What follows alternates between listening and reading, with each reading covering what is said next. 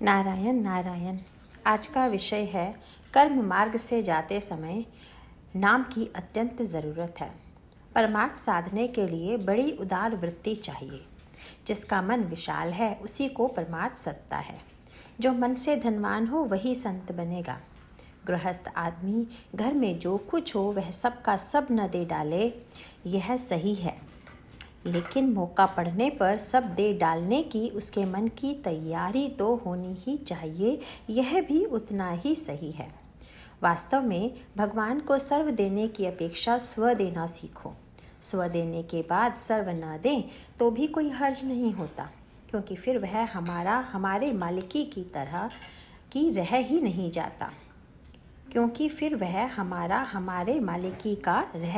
जाता। लेकिन इसके विपरीत यदि सर्व देकर स्व देना रह जाए तो सब देने का संतोष नहीं मिलता। भगवान को स्व देने का मतलब है मैं उसका हूँ, यह भाव दिन रात मन में बनाए रखना। वैदिक कर्म से चित्त शुद्धि होती है, किंतु जिस भगवान की प्राप्ति के लिए चित्त शुद्धि करनी होती है उस भगवान का अधिष्ठान उस कर्म में न हो तो कर्म मार्ग का अंत निरी कर्मठता में होता है। इसके अलावा आजकल बाह्य परिस्थिति में अंतर आ जाने के कारण वैदिक कर्म जैसे होने चाहिए वैसे होते नहीं हैं।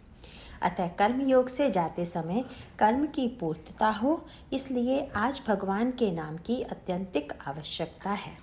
कर्म का अनुष्ठान सच्चे मन से करने वाले आदमी के मन में केवल कर्म करना ही सब कुछ है।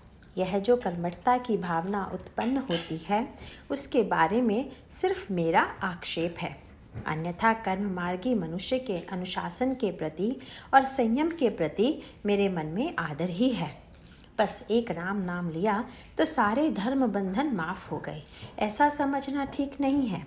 किंतु कर्म से चित्त शुद्धि होते हुए नाम से भगवान के अस्तित्व का भान जागृत रहता है।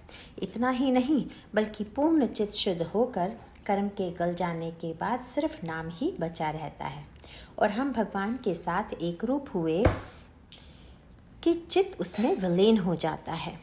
राम नाम केवल मंत्र ही है ऐसा नहीं है, वह तो सिद्ध मंत्र है।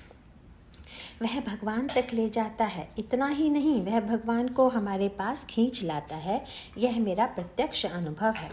जो चाहे वह नाम की इस सामर्थ्य का अनुभव करके देख ले।